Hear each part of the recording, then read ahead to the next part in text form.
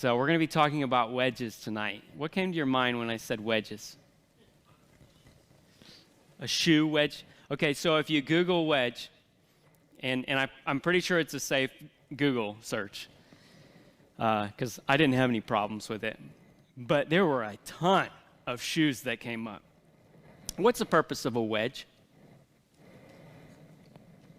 Okay, so if ladies are wearing wedge shoes, I hope it's ladies, okay? I hope, okay? So if a lady is wearing a wedge shoe, what's the purpose? Makes her taller.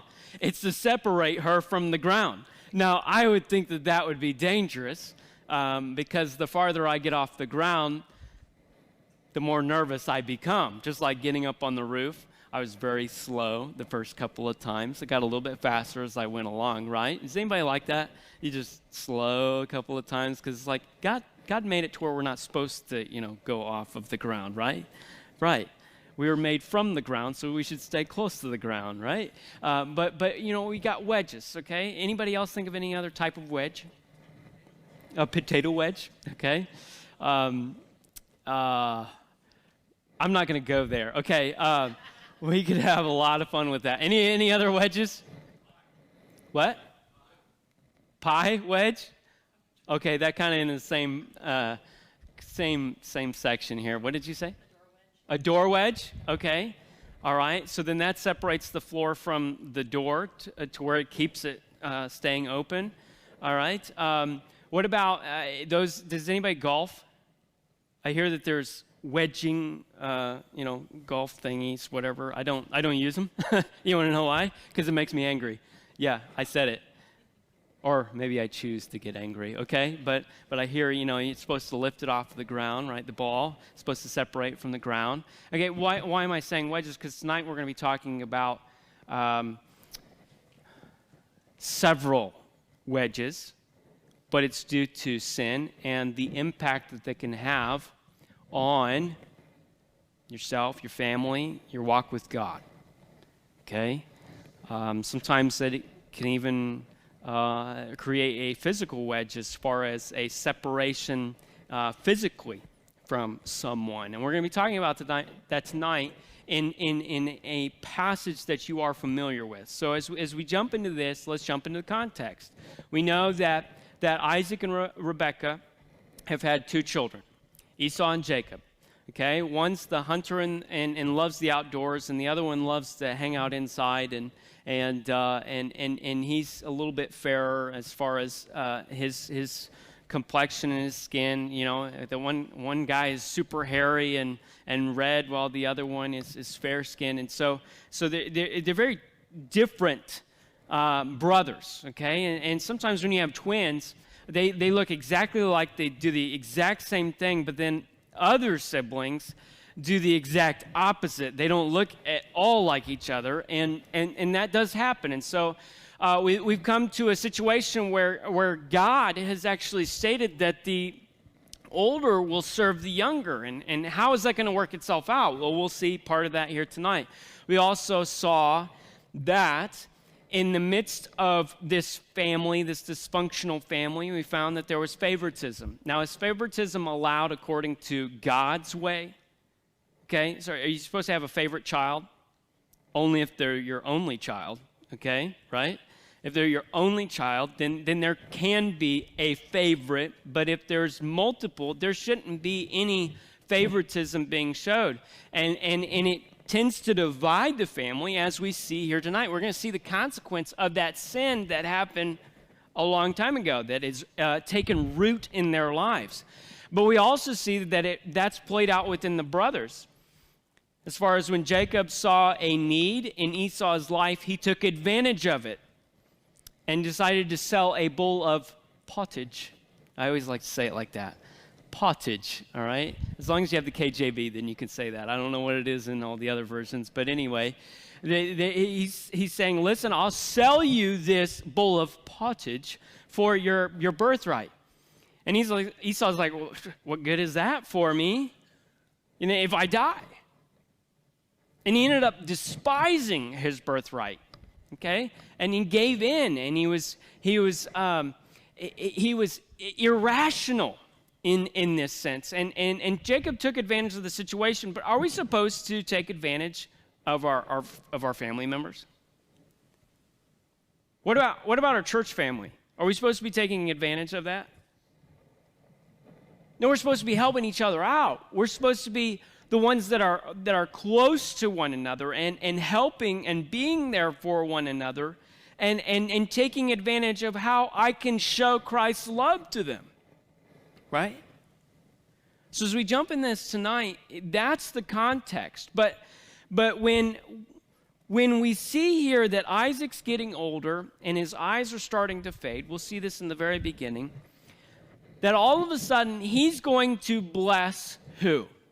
You've been in Sunday school a lot. Who's he going to bless? He's going to try to bless Esau.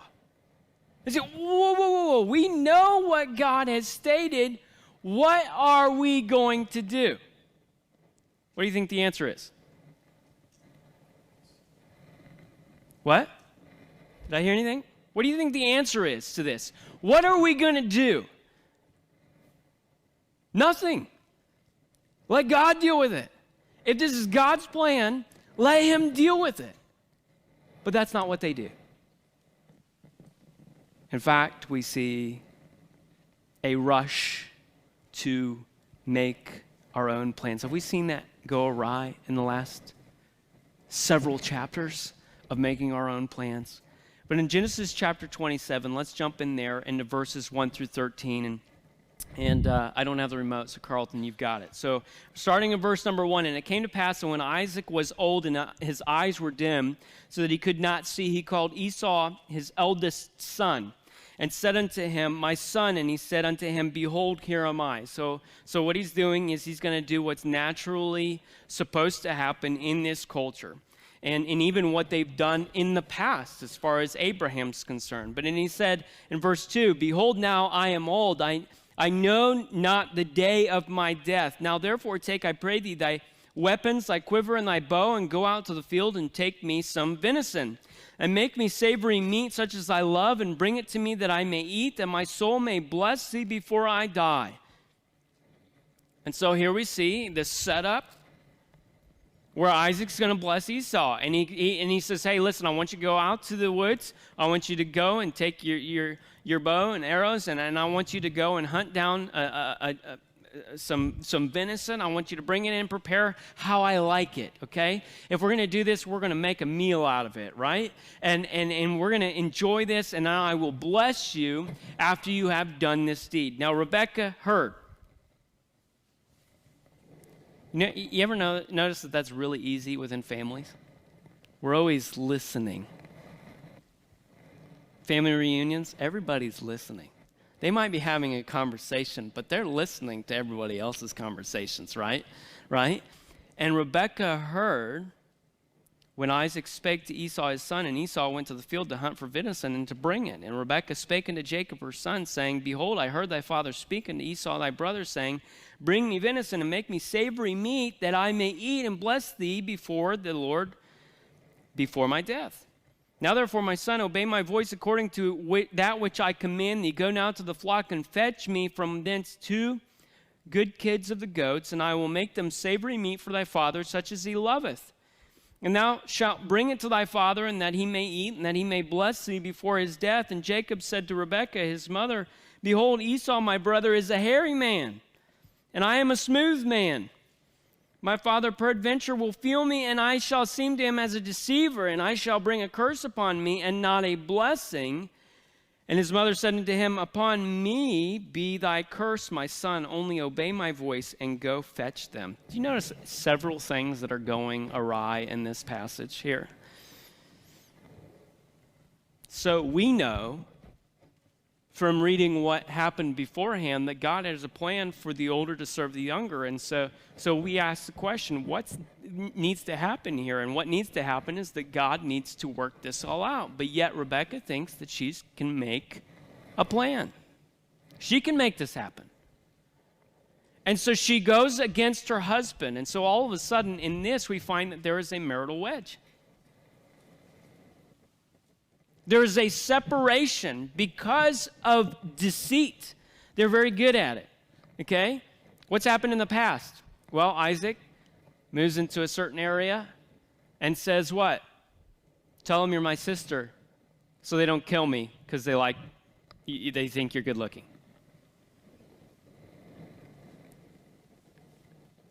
They are super good at trying to deceive people. And even in this situation, when she goes and she says, listen, Jacob, I want you to go and you do all this, and I will provide it exactly how he likes it.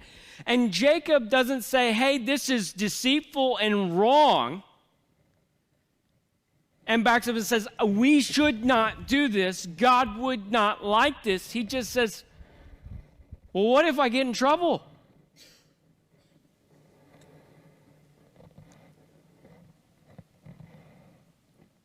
What if I get in trouble? What if he finds out? We already know the motivation right here is wrong. He's going to try to, you see here, my father peradventure will feel me, and I shall seem to him as a deceiver. He doesn't want to get caught. So he's asking Mom. Why is he asking these questions? Because he doesn't know what the next step is.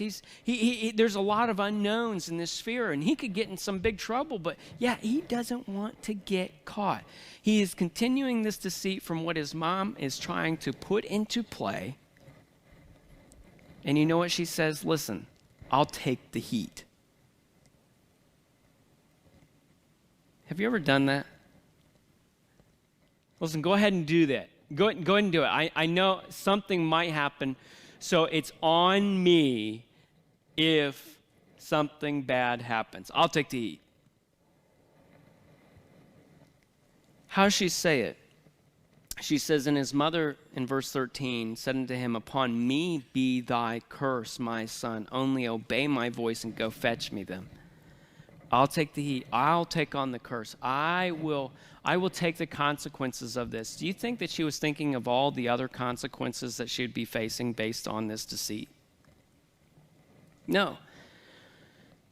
Because when we're trying to be deceitful, all we're thinking of is the temporary gain that we could get out of this, but we don't realize the permanent problems that we're throwing in.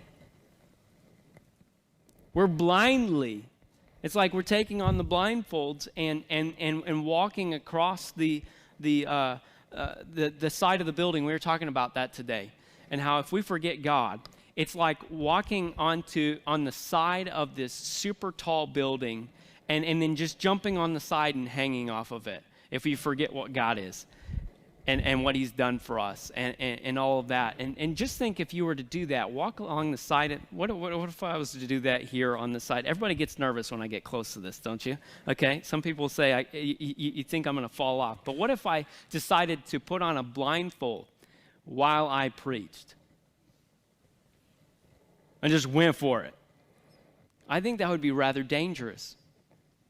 I think I could get into a lot of trouble. I think you would be filled with lots of laughter this evening. But that's kind of the way it is, in the fact of when we're trying to live by deceit and do what we want, we, in a sense, just put a blindfold over our eyes and throw in a bunch of ingredients, trying to cook this all up. We don't know what we're throwing in, and yet here is what they're dealing with right away, that Rebekah is moving against her husband. There is a wedge that's going to happen here. All because of what? She's trying to make a plan. She's not going to God and saying, God, how do you want to deal with this? Listen, I understand my husband who knows what needs to happen here and that the older will serve the younger. She didn't go before him and say, hey, listen, God, could you take care of this? She created her own plan and in essence creating that marital wedge. But you know, in the sense of that, we're going to move right into point number 2, which isn't going to take a whole lot of time. Because in essence, this spans over the entire passage, and that's the familial wedge. You're going to see in this that all of a sudden, Rebekah making this plan and trying to be deceitful and Jacob jumping in, all of a sudden she's not just affecting the relationship that she has with her own husband, but she's also affecting the relationship that she has with her other son. She's also affecting the relationship that Jacob has with his father. All these relationships that is causing, because of this deceit, we have more and more wedges being produced in the midst of this family. And the more and more separation that we have from each other, how well do we work together?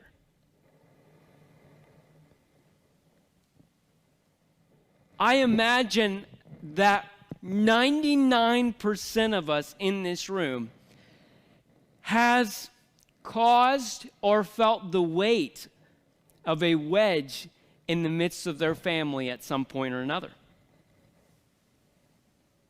And so we know this feeling. We know what's happening here, and yet she has no idea in the sense of what all is going to be caused by this plan of deceit. But as we jump here into verse number 14, we find a spiritual wedge. Spiritually, who are they being separated from in this sense? You go into verse 14, and it says there, and he went and fetched and brought them to his mother, and his mother made savory meat, such as his father loved. So he's on the move. He's on the mission of deception. Verse 15, and Rebekah took goodly raiment of his eldest son, or her eldest son Esau, which were with her in the house, and put them upon Jacob, her younger son. And she put the skins of the kids of the goats upon his hands and upon the smooth of his neck. And she gave the savory meat and the bread which she had prepared into the hand of her son Jacob. And he came unto his father and said, my father. And he said, here am I, who art thou, my son? So I'm wondering if Isaac is starting to sense that this isn't the right son. I mean, he's not dumb, but yet his eyes are dimming, so he's not able to see. Obviously, they have dimmed so bad that he can't tell who it is. He's just going off of hearing, his other senses. And Jacob said unto his father, I am Esau, thy firstborn. I have done according as thou badest me. Arise, I pray thee, sit and eat of my venison, that thy soul may bless me. And Isaac said unto his son, how is it that thou hast found it so quickly, my son? And he said, because the Lord thy God brought it to me. Oh, man. If you ever were going to back up thinking that lightning was going to strike, that would be the moment. Well, how'd you get that so fast? God brought it to me. So he just went from deceiving his father and affecting his brother, but he brought God into the situation, and he's added him to it. Now, did God do anything wrong here? No. But in this sense, he is taking God's name in vain. He's taking God's name in vain. One of the 10 Commandments. He is using God's name to provide some sort of authority and to try to get his father to actually trust him. Listen, if we as Christians, let's just back it up for a little bit of application here. If we as Christians have to swear by anything,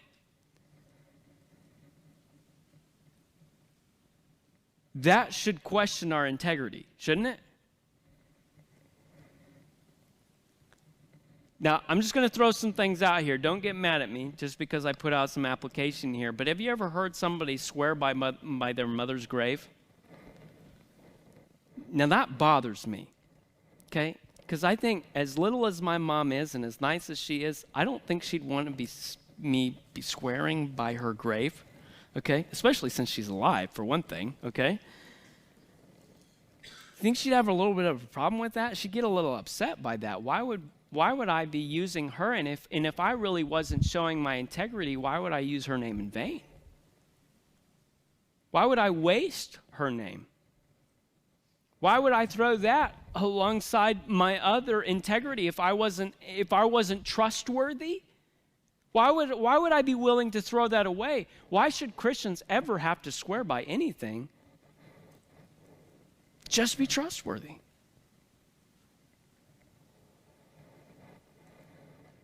We should, and I know it's not going to happen in our society because nobody trusts anyone anymore, right? Okay? I told a couple of guys in the last couple of weeks, and if you're a used car salesman in here, I hope you've got integrity. But you know what? I haven't had much nice experiences with car salesmen lately. You call them up. I haven't been told the full truth by any car salesman at all. They'll just lie straight up to you. And then you drive an hour and a half and look and see that there are remnants of an accident to the car. When I say, hey, is there anything wrong with this vehicle? Any problems with the paint?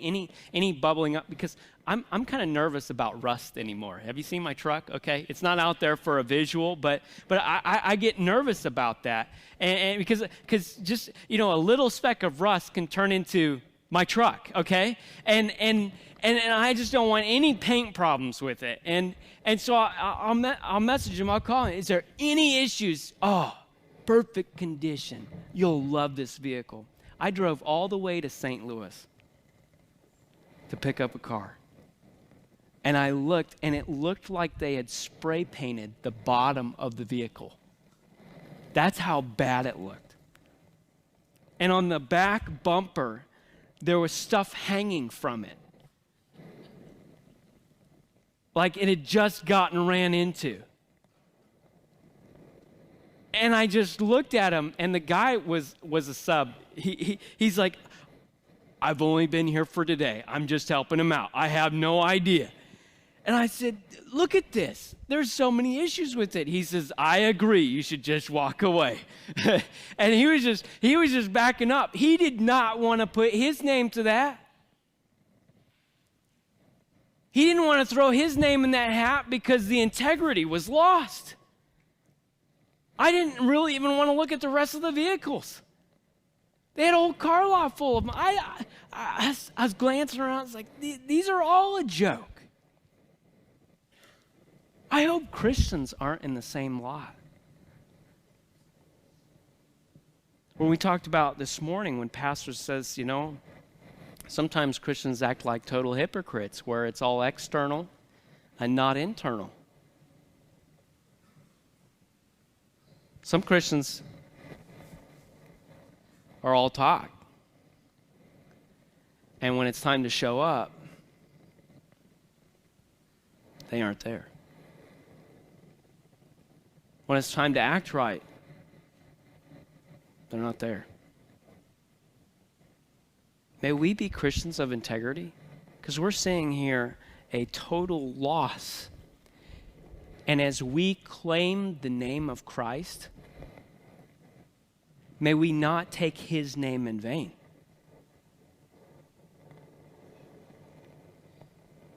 I hope, even as people drive by our church building, okay? Because our church is everywhere during the week. We're all over the place. The assembly has split up, and they're going all over the place to hopefully spread the gospel, to spread the good news. And I hope people never drive by and say, hey, I know who goes there. Whew, I wouldn't claim Christianity if I were them.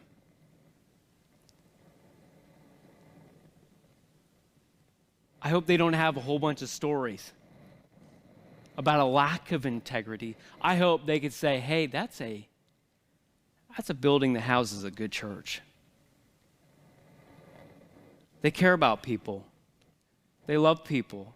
They've got good integrity. All for the sake of Jesus. All for God's glory. That's what we need to be able to have here. And so as we jump into this situation, and he's totally taking God's name in vain, in the sense of he's saying, hey, listen, God provided this for me. No, he didn't.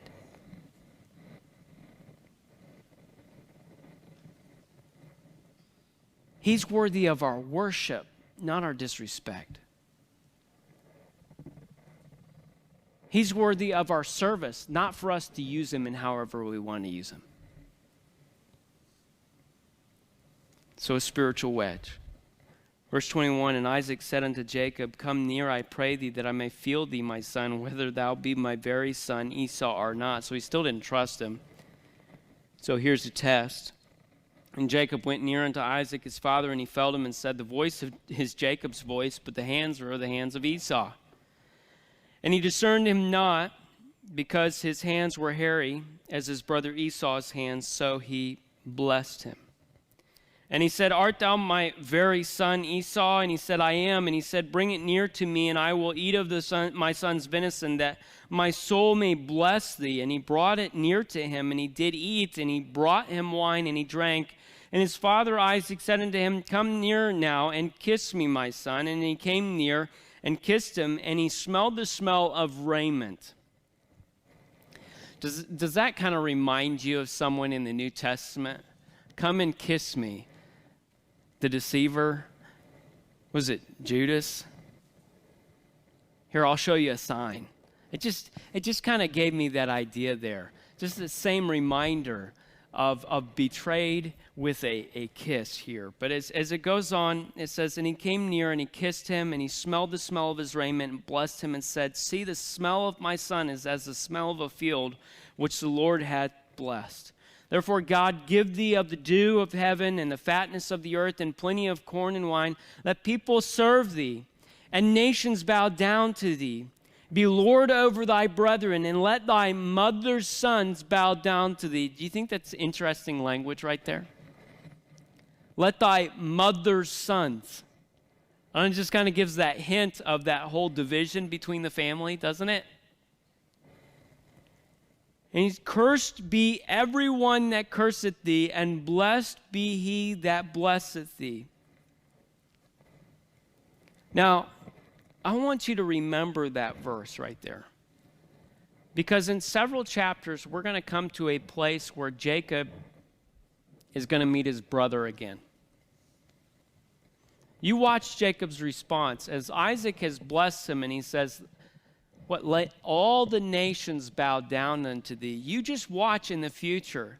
You will see the humbling of Jacob as he meets his brother again. So just, if you need to underline that, highlight it, just make a mental note of it in verse 29 of this chapter, and how here he is being blessed of all these things, and you'll see a different picture just in a few chapters. And so as we get into that, we see that there is a spiritual wedge, but we also find that even in the midst of all this, deception often creates a physical wedge. And that's our last point here tonight. But jumping into verse number 30, it says, and it came to pass as soon as Isaac had made an end of blessing Jacob, and Jacob was yet scarce gone out from the presence of Isaac his father, that Esau his brother came in from hunting. Isn't that a little funny how he was scarce gone? When there's deception, how quickly are you getting out of the situation? You got what you wanted and you are gone.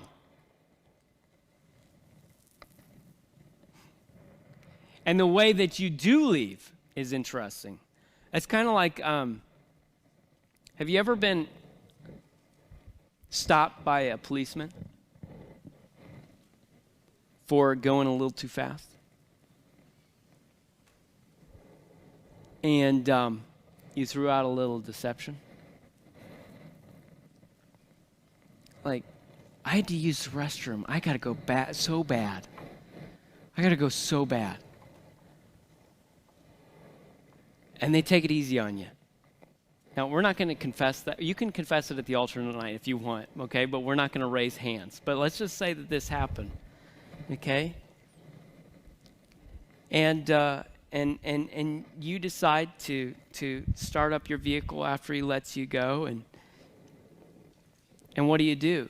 You need to go home immediately, right? But instead you just start cruising around the square, hanging out, waving at people, just enjoying life, and that cop car is just following you around, just sneaking around, right? You want to get out of that situation as fast as possible when you are being deceptive. Now, I'm not saying that you need to, if you get caught by the policeman tonight, do not say, Pastor says, well, I can say I need to use the restroom and get out of the situation. No, I'm saying that is deceptive. Don't lie, okay? To where you have to shrink away and try to hide. This is what Jacob is doing. As soon as he's out of there, Esau comes in.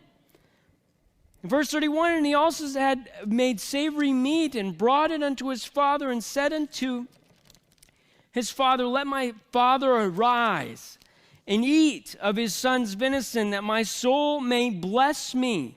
And Isaac his father said unto him, who art thou? Wouldn't that be so frustrating? You're just conned. Who are you? And he said, I am thy son, thy firstborn Esau. And Isaac trembled very exceedingly. Why do you think he's trembling? Have you ever been so upset that you're just shaking? I never get that way. Who? Where is he that hath taken venison and brought it me, and I have eaten of all before thou camest, and have blessed him? Yea, and he shall be blessed. So who is this? Where did he go? And he recognized the fact that he has been blessed. It's been done. And when Esau heard the words of his father, he cried with a great and exceeding bitter cry. What kind of a effect does deception have on families? Bitterness. Have you ever seen the effect of bitterness on a human being? I've likened to it like this before. I get the picture of bitterness being like acid. People change. They are just not the same. And people wonder what happened. One of the questions you should ask is there some bitterness that's going on here? Upset and hurting and mad at the world. I mean, is there some bitterness? And here it is that Esau, he cries out with an exceeding bitter cry and said unto his father, bless me, even me also, O my father. And he said, thy brother came with subtlety and hath taken away thy blessing. And he said, is not he rightly named Jacob? For he hath supplanted me these 2 times. He took away my birthright, and behold, now he hath taken away my blessing. And he said, hast thou not reserved a blessing for me? And Isaac answered and said unto Esau, behold, I have made him thy lord, and all his brethren have I given to him for servants, and with corn and wine have I sustained him. And what shall I do now unto thee, my son? He says, I've given away everything. What else do I have to give you?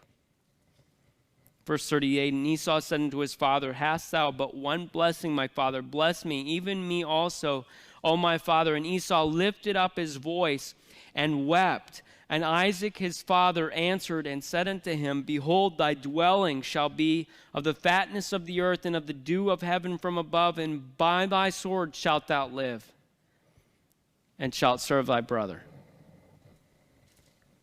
Would you like this kind of a blessing? By your sword you will live. Sounds pretty destructive. Sounds like that bitterness is going to take root here. Sounds like that's going to have a permanent effect on his life. And it really is sad what comes up. And it shall come to pass when thou shalt have the dominion, and thou shalt break his yoke from off thy neck. Whoa. Do you find here a family that's ready for a reunion?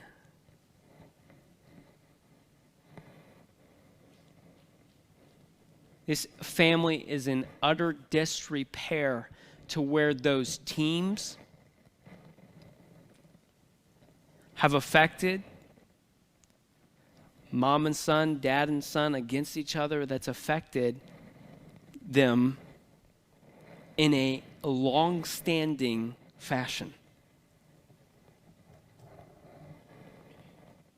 And even Isaac is coming in here and he's saying, hey, listen, you're going to live by the sword, and you shall break his yoke from off your neck. He's talking about turmoil. He's talking about disrepair, and Isaac's okay with it at this point. You see what happens when we try to make our own plans? You see what happens when we don't talk to God about these things? And in that question that I asked in the very beginning, what are we going to do? It's not about us. It's about what God is going to do, and we need to follow that. We need to show our humility in that sense, where Rebekah should have just went to God. Jacob, he can't say, well, it's mom's fault. He should have said no. He should have said, hey, this is not what God wants for our family. This is not how a family should work. And here we see a really dysfunctional family. Verse 41, and Esau hated Jacob because of the blessing wherewith his father blessed him. And Esau said in his heart, the days of mourning for my father are at hand. Then will I slay my brother Jacob. Do you think that Rebekah's okay with taking on this curse now? No way. Is that a mother's desire for her children to be at war with each other? No way. And in fact, that would break the heart of mom. But at one point she says, oh, I'll take the heat. Listen, she got a bunch of heat.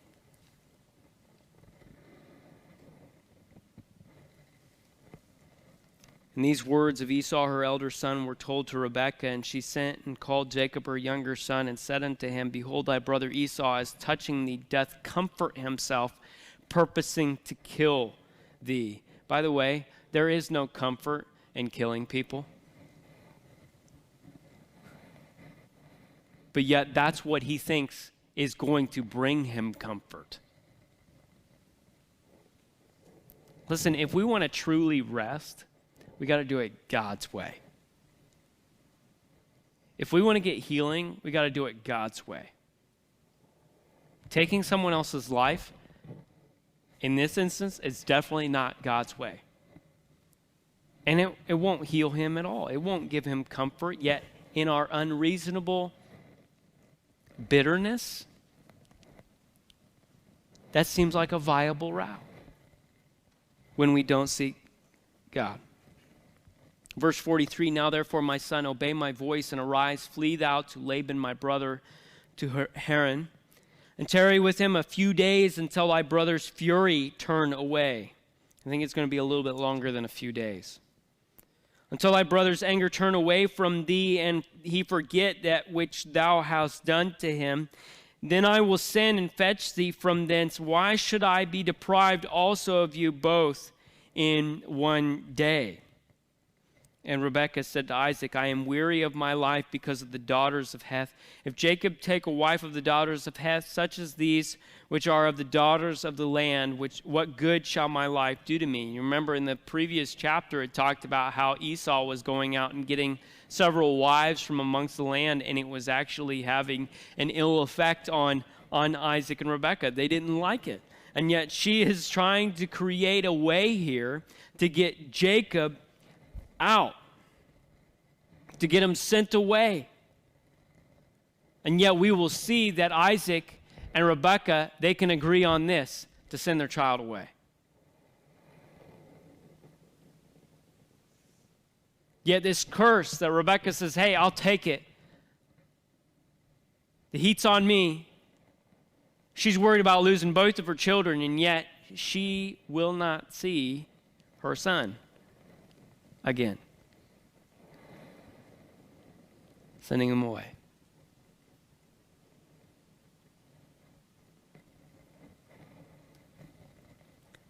If I can apply this from a biblical standpoint, we should be, after seeing all the wedges that's happening here in their marriage, in their family, with God, and physically, We should be actively driving any deception away from our minds. Because folks, that's where it starts. It starts right here.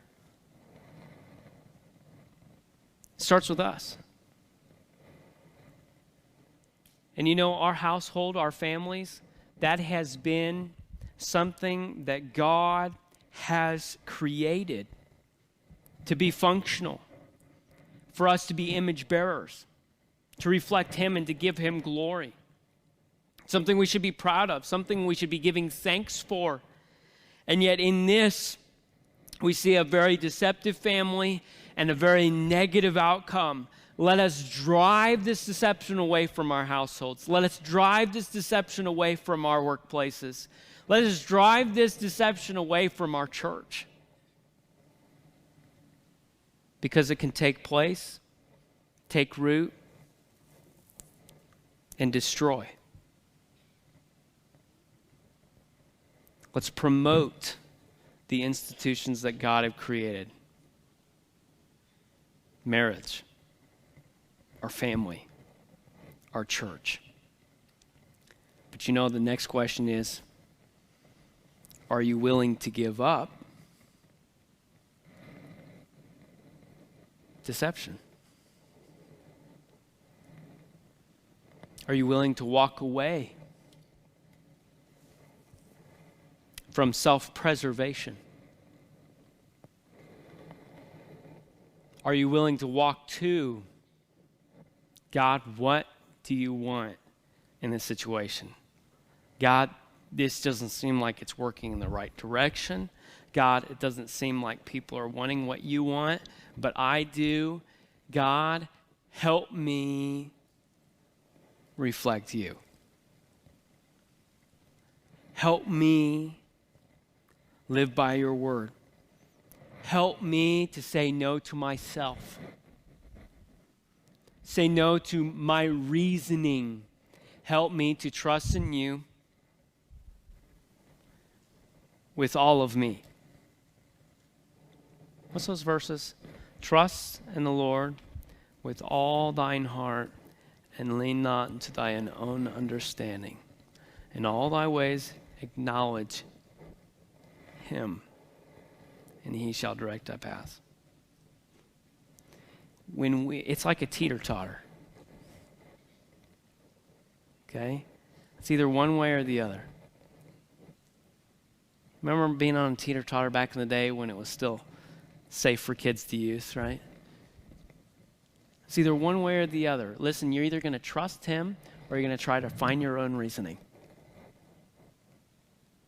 You're going to try to find your own way or you're going to choose God's way. It's either or. Listen, and even in this situation, there might be people here tonight that haven't even chosen salvation in the sense of what the gospel is presented, but they just can't come to believe who God is, and they just toss him off to the side and say, I don't know if I could trust him. I don't know if I could believe what he says he is. Listen, it's either God's way or your way, and believe me, what it states in Scripture is that your way is destined for hell. God's way, eternity with him.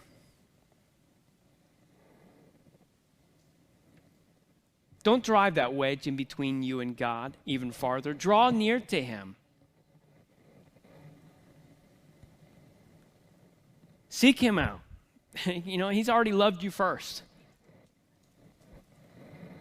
He's already loved you. He's already presented the option. He's presented his way. And so even in that thought process of the gospel, choose the gospel. Choose that over your own way.